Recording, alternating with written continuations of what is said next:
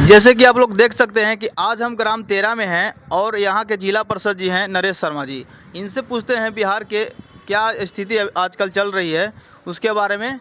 सबसे पहले अपना नाम बता दीजिए जनता लोग। मेरा नाम नरेश शर्मा हुआ। जी। मैं जिला परिषद कर विभाग 1 का हूँ और मैं जिला का महासचिव भी हूँ और जिला का संयोजक भी हूँ। यहाँ पर जो इतना जनता लोग को बैठाए हुए हैं, किस उद्देश्य से बैठाए हुए हैं आप? बिहार बदलाव के उद्देश्य से बैठाए हुए हैं। जी, बिहार बदलाव में आप क्या क्या कर सकते हैं यहाँ पर? बिहार बदलाव में सबसे बड़ी तो हमारा मैनिफेस्टो में लिखा हुआ है फर्स्ट में कि पलायन जी। पलायन की बात हो रही है। सभी सरकार आया यहाँ पर, सभी सरकार अपने बल बुद्धि से कुछ न कुछ काम किए, लेकिन हमारे पलायन और शिक्षा के प्रति कोई नहीं ध्यान दिए। तो इसमें क्या जैसे पलायन के लिए है तो पलायन के लिए क्या रोकना है? पलायन में क्या कीजिएगा इसमें? पलायन के लिए जब हमारी सरकार आएगी, जी। जब हमारी सरकार बनेगी, हमारा यहाँ पर व्यवस्था बनेगा, तो हमारे पास ऐसे शास्त्रीय विद्वान भी हैं, कुछ उद्योगपति लोग भी हैं कि बिहार में अपना जो भी जीविका का साधन के लिए हमारे बिहार के नौजवानों को साधन के लिए फैक्ट्रियां यहाँ लगेगी और वो 1 साल के बाद लगेगी। यहाँ पर देखा जाए कि बिहार में शिक्षा की बहुत अभाव है, इसके लिए क्या कर सकते हैं आप? शिक्षा के लिए तो नीतीश कुमार जी फेल हैं और सर्व शिक्षा अभियान से हर पंचायत, हर गांव में स्कूल बनवाए हैं और हर एक का स्कूल में 4-5 टीचर हैं। करीब करीब 40,000 रुपया ले रहे हैं। पोशाक भी मिल रहा है, खिचड़ी भी मिल रहा है, वहाँ छात्रवृत्ति भी मिल रहा है। उसके बावजूद भी कम से कम औसतन 4 लाख रुपया एक गांव से जा रहा है और यहाँ के लड़कन को न हिंदी और न इंग्लिश बोलने आता है। तो सबसे बड़ी तो कमी यही है।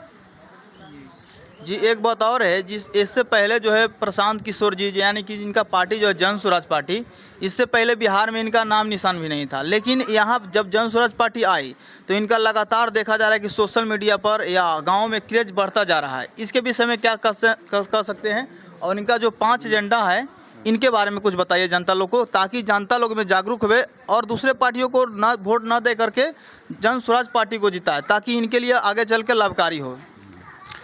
ये हमारे 5 जो मैनिफेस्टो है, तो 5 मैनिफेस्टो में पहला तो पलायन है, दूसरा शिक्षा का है, तीसरा ऋण का है। जैसे समूह से जो इन लोग को लोन मिलता है वो 100 रुपया का 1 साल में 12 रुपया लगेगा और जन स्वराज पार्टी बोल रही है कि हमारा अगर यहाँ पर व्यवस्था बनती है तो हम 4 रुपया सालाना सूद पर पैसा देंगे महिलाओं को रोज़गार करने के लिए। उससे अपना दर दुकान दें या सिलाई का मशीन बैठाएं या उन लोग अपना कोई भी धंधा करें, दर दुकान कर करके अपना जीविका चलाने के लिए कोई भी धंधा कर सकते हैं। इसके लिए हमारा 4% पर लोन मिलेगा, हमारी सरकार बोल रही है।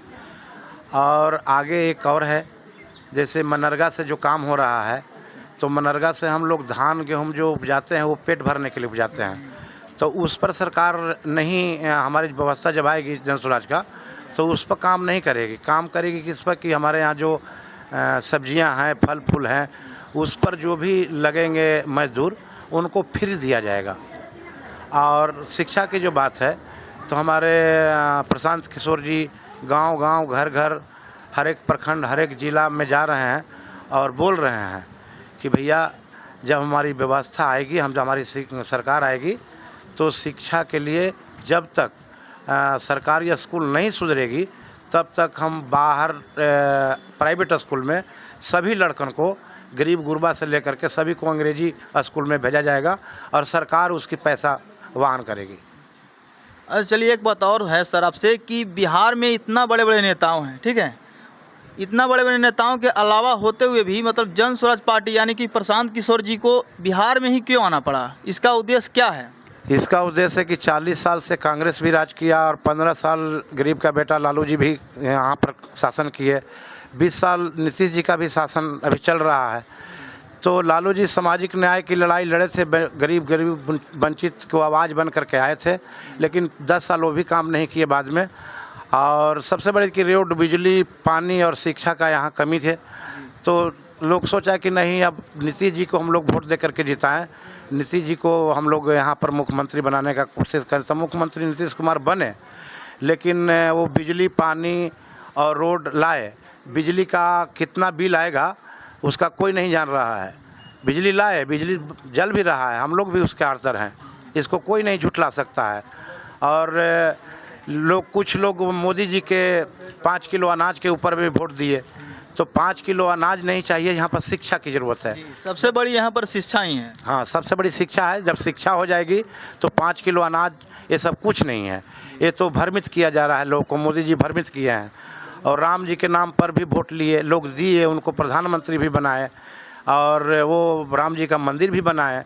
लोग कहा कि विकास पुत्र हैं मोदी जी, तो मैं गुजरात में बहुत प्लांट लगाए हैं, तो बिहार में भी प्लांट लगाएंगे। मोदी जी कहे थे कि आईटी हब बनाएंगे बिहार में। अगला 2020 का जो इलेक्शन था तो उसमें मोदी जी बिहार पटना में आ करके बोले थे कि आईटी हब बनाएंगे, आईटी हब बनाएंगे इसके लिए कि यहाँ पर फैक्ट्रियाँ आएगी।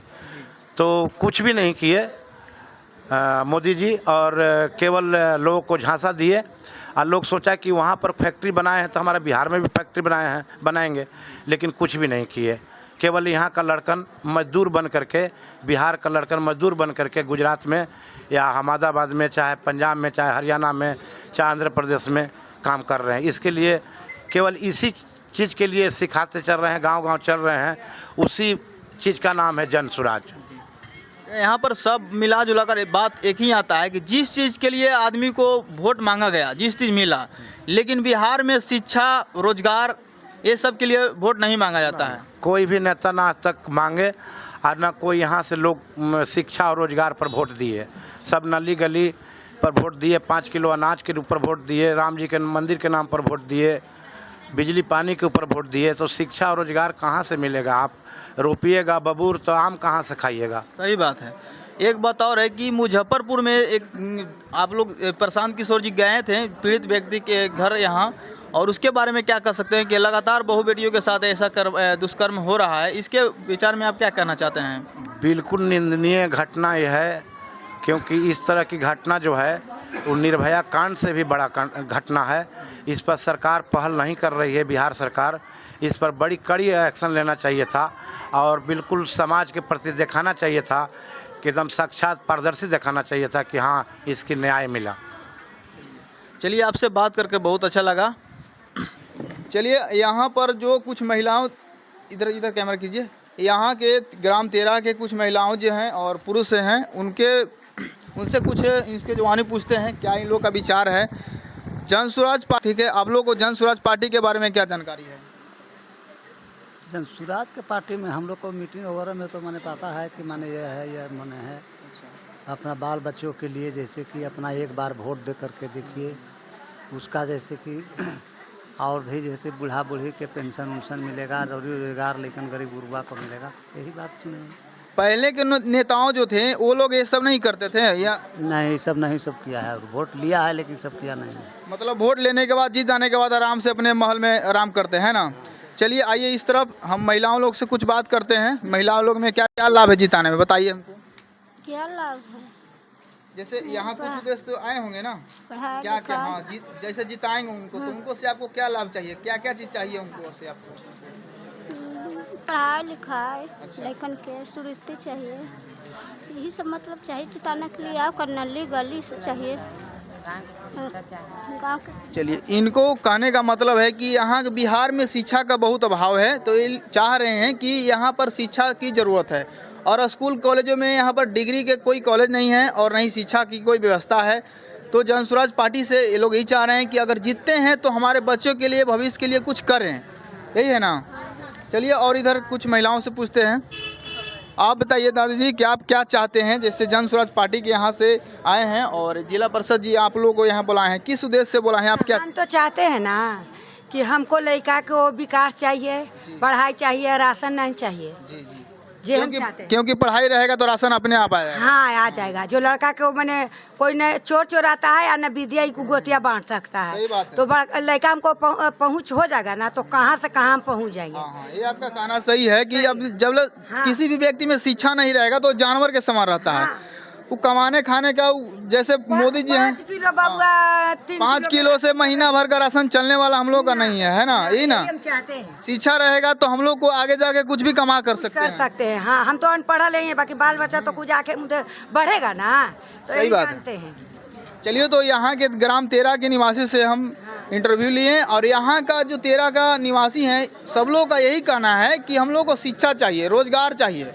अगर शिक्षा रहेगा तो कमा खा लेगा कहीं भी आदमी, लेकिन 5 किलो अनाज के ऊपर आप लोग वोट नहीं मांग सकते हैं। जनता लोग का यही पुकार है कि हम लोग को शिक्षा चाहिए, रोजगार चाहिए और अपने घर में रोजगार चाहिए। ये सब पार्टी जो हैं, जितने भी पार्टी पीछे आए हैं, वो सिर्फ वोट मांगने के लिए और जिस कारण से वोट मांगे हैं उसका आप लोग पूरा किए हैं, लेकिन रोजगार और शिक्षा के उद्देश्य से कोई वोट नहीं मांगे हैं।